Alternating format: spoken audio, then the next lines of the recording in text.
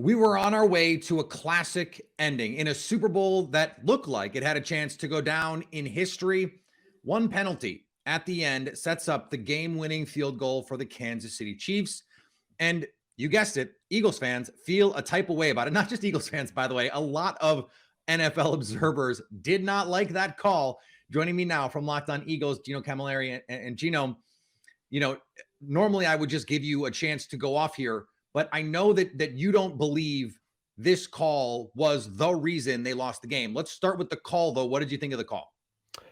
Think just let the guys play. Nobody wants it to come down to a yellow flag, and refs at every level of every sport, they just got to know, let the guys play. But it doesn't come down to that when you allow 38 points to the Kansas City Chiefs. Your defense, who was legendary all year, created absolutely no pressure, no sacks on Patrick Mahomes. It felt like he could do exactly what he wanted to do. Exactly what he wanted to do, where he could scramble, buy time, get those guys who would come open. And that's exactly what happened. And at the end of the game, when you needed a stop, it was the old Andy Reid is going to scheme up a game plan better than you. And when they finish every single drive in points in the second half, you're not going to beat Andy Reid and Patrick Mahomes. As good as the offense plays, and hats off to the Kansas City Chiefs, it shouldn't have come down to that play, but I'm not going to let that be the narrative. You have to win with class, and a game like that, that's one of the all-time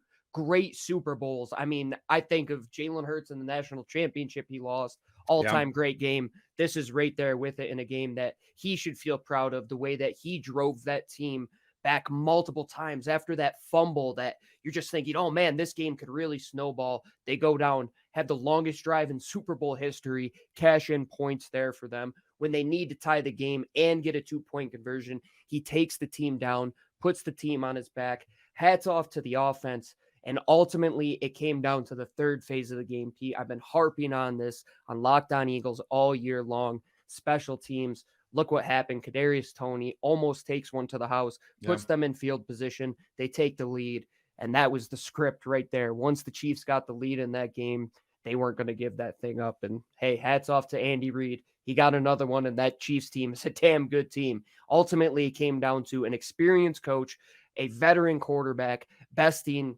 coaching staff that, hey, they got a gut punch. Jonathan Gannon, he might be taking head coaching interviews. I don't know if you might be wanting to interview him after that performance, but Shane Steichen, it looks like the way that he is going to ride off in the sunset was an offensive performance that he should feel proud of, putting up 35 points, putting them in multiple positions to be in that game. And man, the neutral observer, you got to be happy watching that one.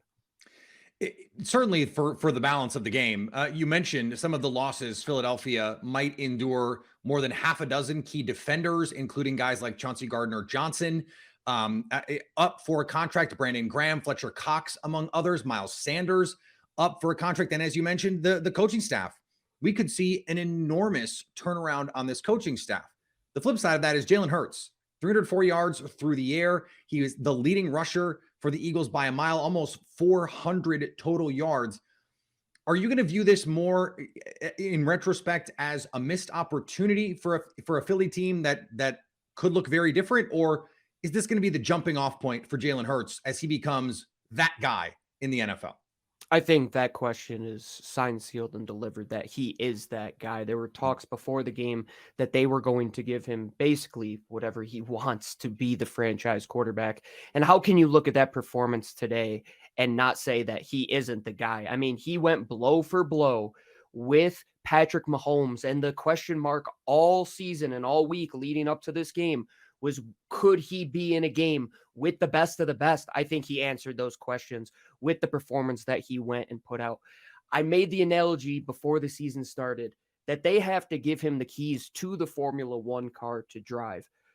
He's not the driver of the car, Pete. He is the car. You have to build the whole thing out of Jalen Hurts. It was evident today when the playmakers weren't stepping up, when the run game wasn't getting going. It was on the arm of just some beautiful throws from Jalen Hurts. I mean, the throw on 3rd and 14 to Dallas Goedert in the honey hole is an all-time great throw in the Super Bowl. The one to Devontae Smith on both sidelines, the one that was called a catch and the one that wasn't called a catch, was another spectacular throw. But to just put the game on his back when he knew the shoulder wasn't 100%. They leaned on their offensive line, and you went into this game with a player that you could win a game because of, and ultimately you almost did win it because of Jalen Hurts. Your defense, unlike Super Bowl 52, where you got that one stop, it wasn't in the script this go around to get that defensive stop on Patrick Mahomes.